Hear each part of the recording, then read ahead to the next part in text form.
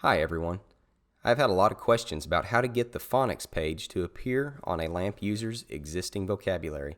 So in this video, I'm going to show you just how easy it is to import the page and save it to your user's existing profile. You will notice when you navigate to LAMP Full and select Spelling, the phonics page appears because this is one of the updated LAMP templates.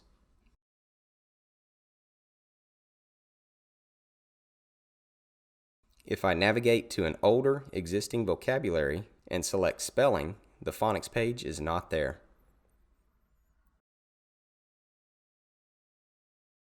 If you are starting out with a new user, you can copy the updated vocabulary and name it accordingly.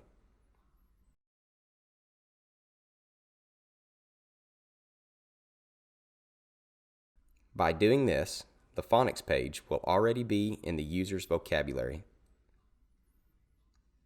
However, if you have an existing user and don't want to start over and lose all of your custom vocabulary that has been added, you can import the page by following these steps. First, navigate to the spelling page on your device. From here, you will want to select Menu, Edit Page, Menu again, then Import Copy Pages, and import another page. Select LAMP Full, and 84 Phonics will more than likely be the first one that appears. Select 84 Phonics, then import. Once your page has finished importing, make sure you are still in the Edit Page mode.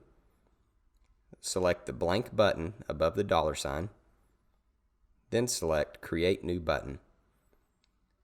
Once the Edit button menu appears, type phonics. If the icon doesn't automatically appear, you can search and select the appropriate icon.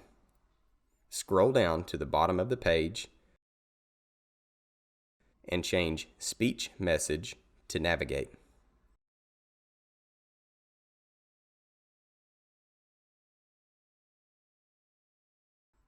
Next, click Save at the top right, and your phonics button is now ready to use.